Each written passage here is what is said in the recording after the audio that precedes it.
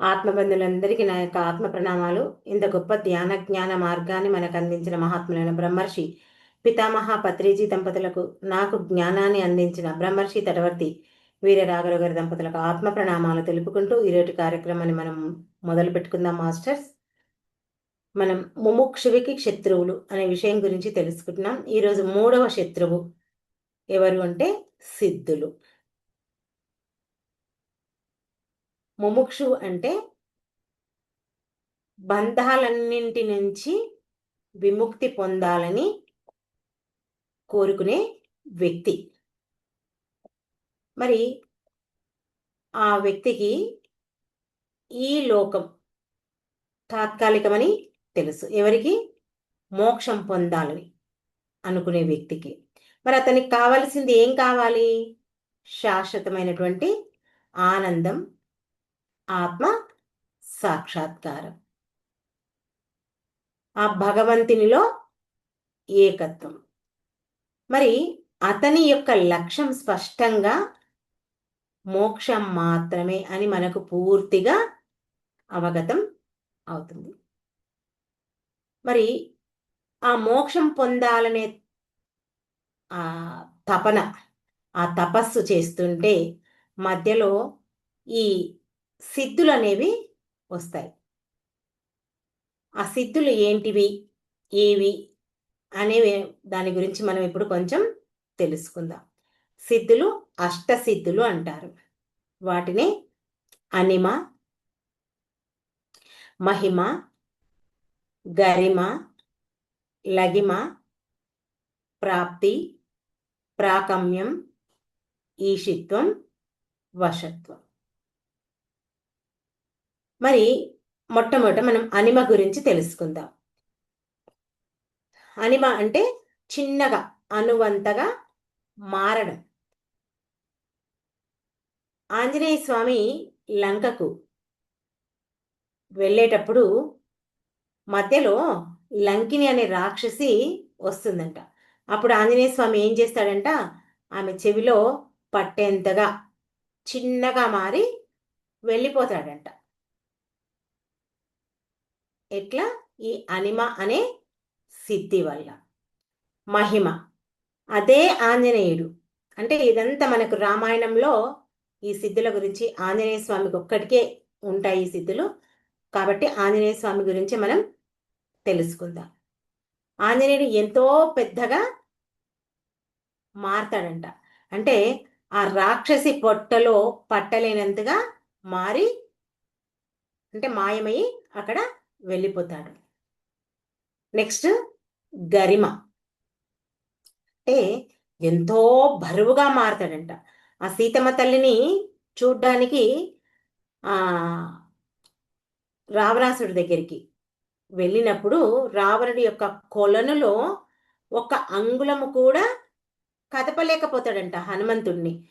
ఆంజనేయ స్వామిని ఆ రావణాసుడు ఒక్క అంగుళము కూడా కదపలేడంట. అంత బరువుగా మారతాడంట ఆంజనేయ స్వామి.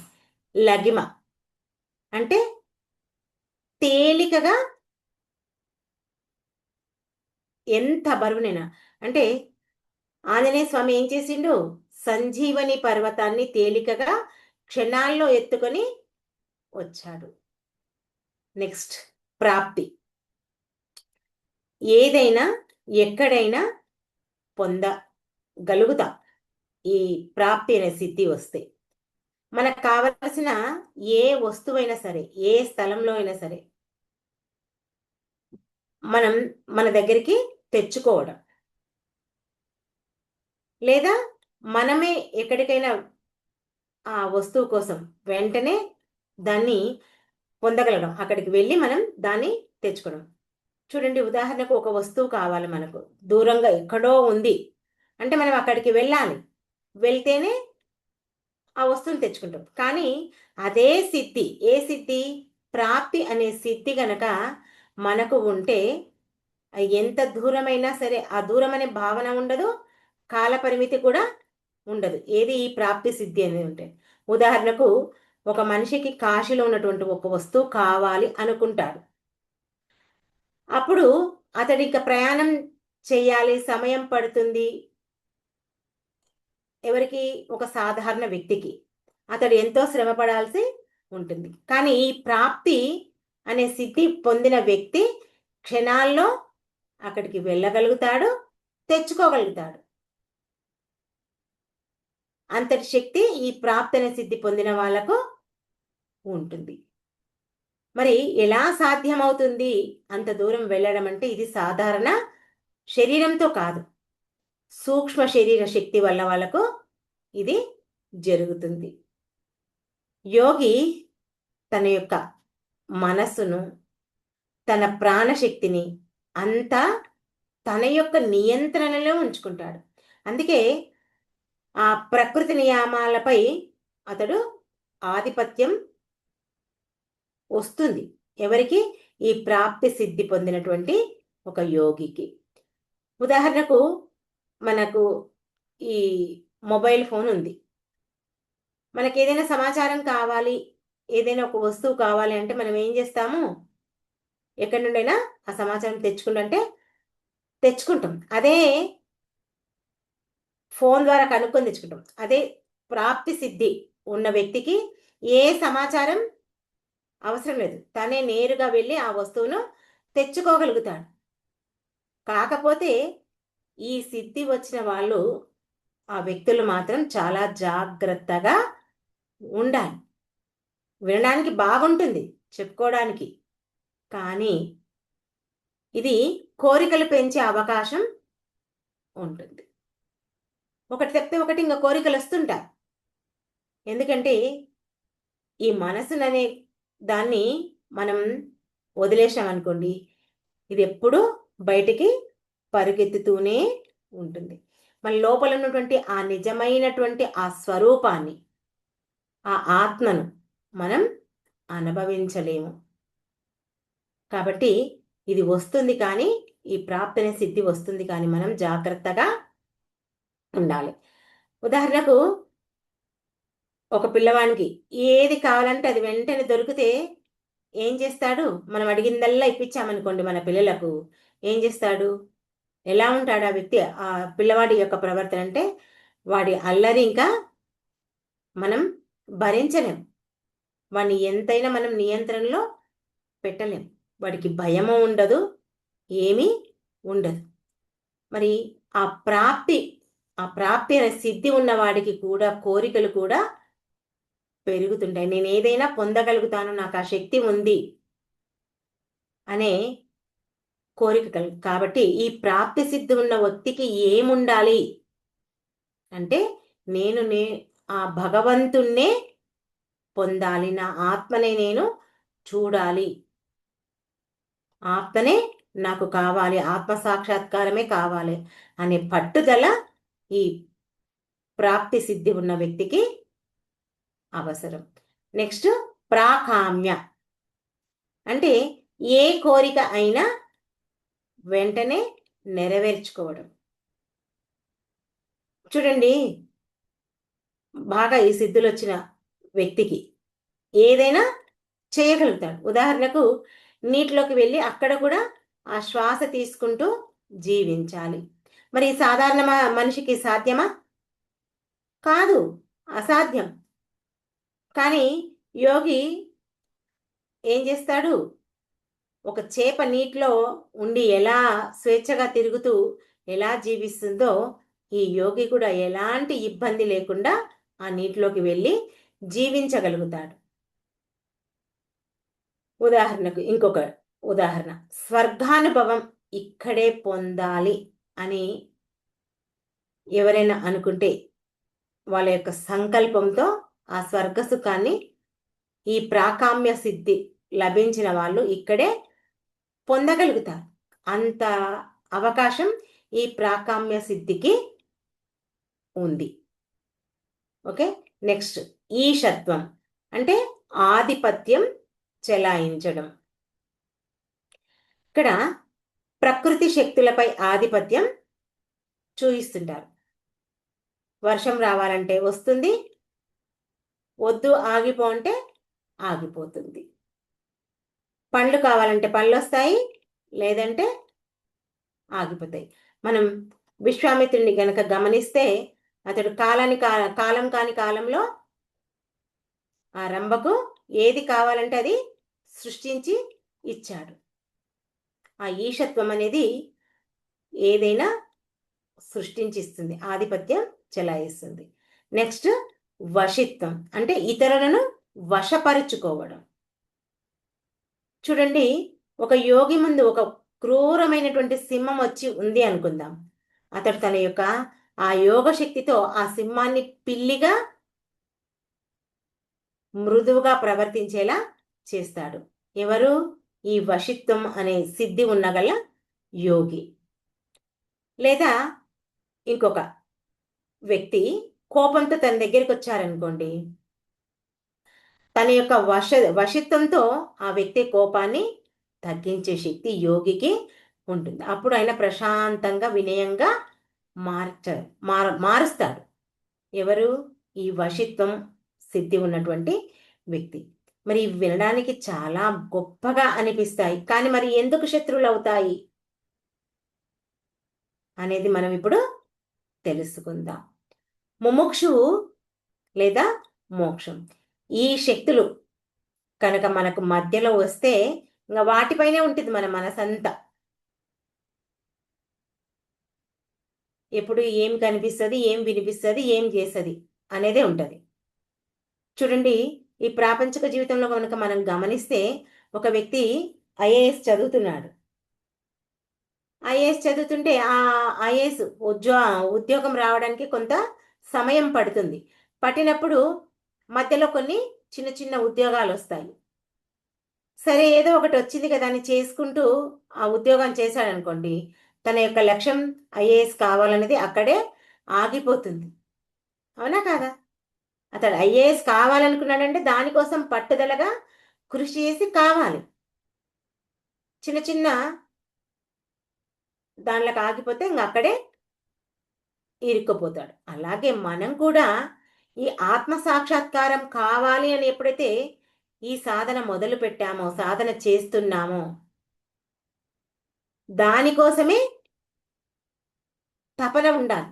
కానీ ఈ అనిమ, మహిమ, గరిమ, ప్రాకామ్య, వశిత్వం, ఈశిత్వం ఈ సిద్ధులకు దేనికి మనం లొంగిపోవద్దు, ఆగిపోకూడదు. ఆగిపోతే మనం కూడా ఐఏఎస్ వ్యక్తిలాగానే మనం కూడా అయిపోతాం. మరి సిద్ధులు వచ్చినప్పుడు మనలో ఏమొస్తుందంటే మనకొక అహంకారం, నేనే గొప్పవాడిని, నేనే శక్తివంతిని, నాకే అన్నీ తెలుసు. చూడండి, ఇప్పుడు మనం గమనిస్తే కొంతమంది రోజు సాధన చేస్తున్నారు, స్వాధ్యాయం చేస్తున్నారు, సజ్జన సాంగత్యం చేస్తున్నారు, ఆచార్య సాంగత్యం చేస్తున్నారు. ఏవో 2 క్లాసులు చెప్పొచ్చే వరకు ఇంకా నా అంతటి వాళ్ళే లేరని అహంకారంతో విరవీగుతున్నారు. అలాంటి వాళ్ళను మనం మన కళ్ళతో చూస్తున్నాం. మీకు తెలుసో తెలియదో కానీ నేను మాత్రం చూస్తున్నాను. ఎవరో కాదు, మన జూమ్లోకి వచ్చేవాళ్ళే.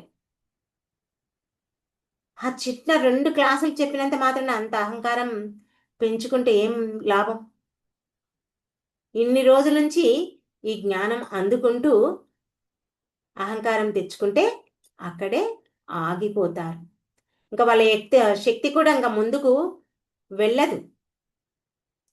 ఆ శక్తి చూపించడం ఎప్పుడైతే మొదలు పెడతారో వాళ్ళ శక్తి కరిగిపోతుంది.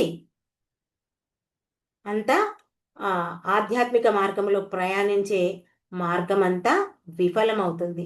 ఎంతో దిగజారిపోతారు, కిందికి పడిపోతారు.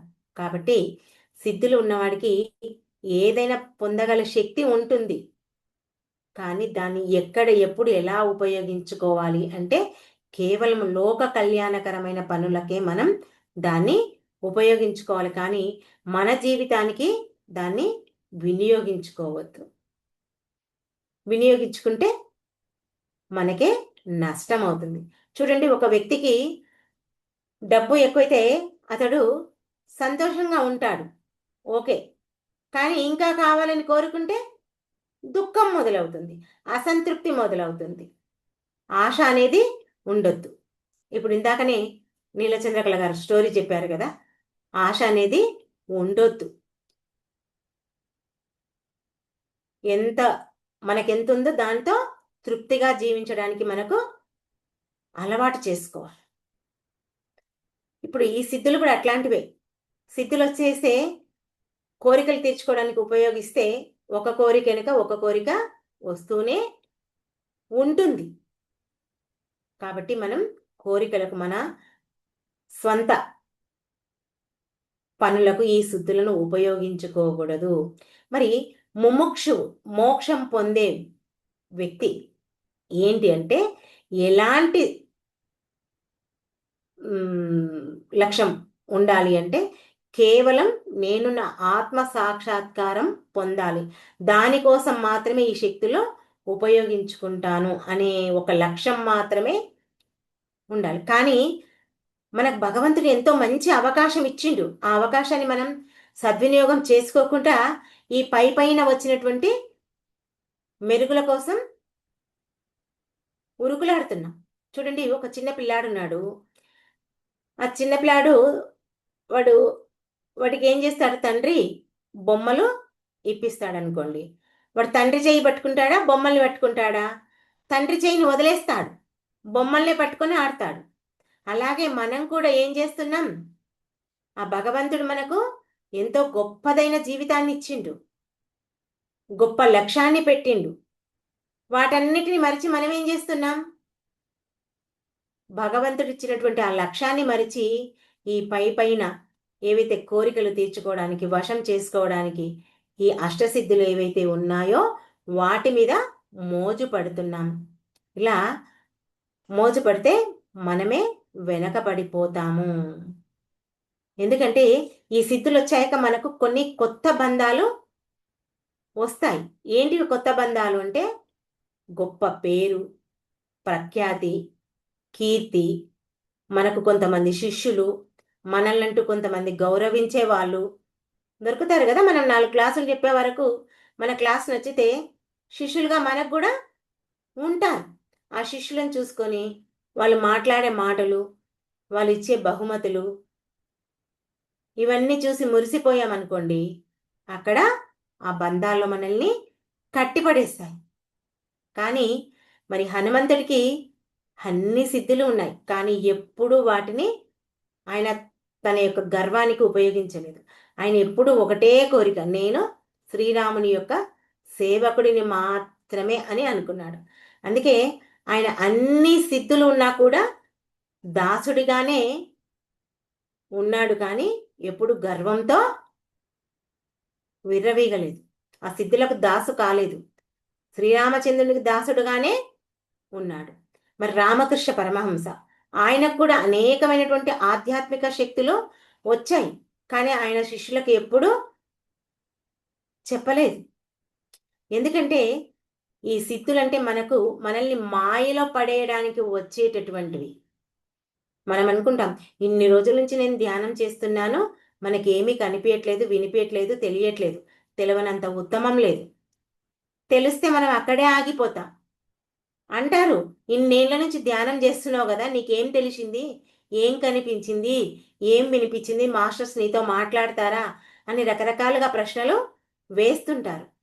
అరే, ఇలా ప్రశ్నలు వేస్తున్నారంటే వీళ్ళకి కనిపించాయేమో, అందుకే వీళ్ళు అడుగుతున్నారేమో అని మనం ఒకంత నిరాశ పొందడానికి అవకాశం ఉంటుంది. నిరాశ పొందవద్దు. మన లక్ష్యం, మన గోల్ ఒకటే, ఆత్మ సాక్షాత్కారం. దానికోసమే మనం చేస్తున్నాము. నాకు ఇవేవి వద్దు, ఒకవేళ వచ్చాయే అనుకో, వాటిని చూసి మనం మురిసిపోవద్దు.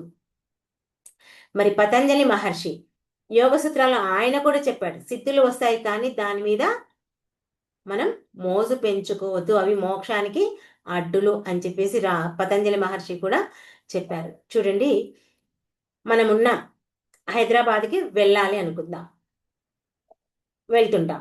మనం హైదరాబాద్కి వెళ్తుంటే మనకి ఎంతో సుందరమైనటువంటి ప్రదేశాలు కనిపిస్తాయి, మంచి హోటల్ కనిపించింది, మనకు సౌకర్యవంతమైనటువంటి జీవితం గడపడానికి కనిపించింది అనుకుందాం. సరే, ఇక్కడే బాగుందని మనం అక్కడ దిగిపోయామనుకోండి, మనం హైదరాబాద్కి ఎప్పటికైనా చేరుకోగలుగుతామా? ఎట్టి పరిస్థితిలో మనం ఆ గమ్యాన్ని చేరుకోలేము.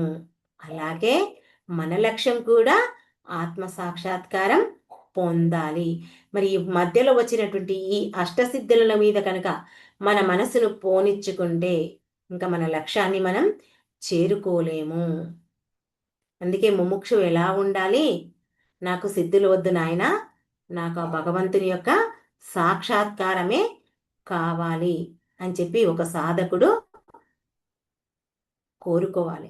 అతడే అప్పుడు ఇంకా ఆ దైవానుభూతినే కోరుకుంటాడు తప్ప ఆ దానికోసం ఎదురు చూస్తాడు తప్ప ఇంకా దేనికోసం ఎదురు చూడడు.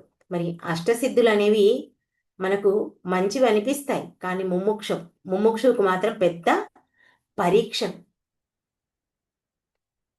ఎందుకంటే అవి మనం ప్రయాణించే ఏ మార్గమైతే ఉందో దాన్ని పక్కకు తిప్పేస్తాయి, మనల్ని మళ్ళిచ్చేస్తాయి ఆ మార్గం నుంచి.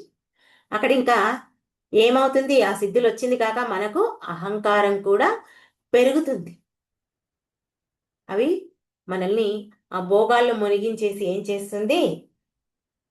ఆ దేవుణ్ణే, ఆ లక్ష్యాన్నే మనల్ని మర్చిపోయేటట్టు చేస్తుంది. అందుకే మహానుభావులు సిద్ధులను కాదు, మనం మోక్షాన్ని కోరుకోవాలి అని ఇక్కడ చెప్పడం జరిగింది.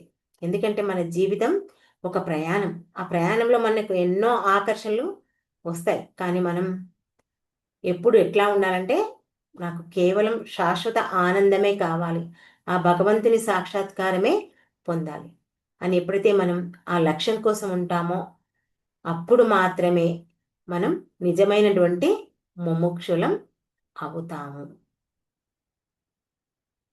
సిద్ధులు వచ్చాయని సిద్ధుల దగ్గర ఆగిపోతే మన లక్ష్యం పోతుంది. ఇదండి ముముక్షు క్షత్రువు అష్టసిద్ధులు. ఓకే మాస్టర్స్, ఈ అవకాశం నాకు ఇచ్చినందుకు మీ అందరికీ నా యొక్క కృతజ్ఞతలు. Thank you. మరి కాసేపు ధ్యానంలో కూర్చుందాం మనం.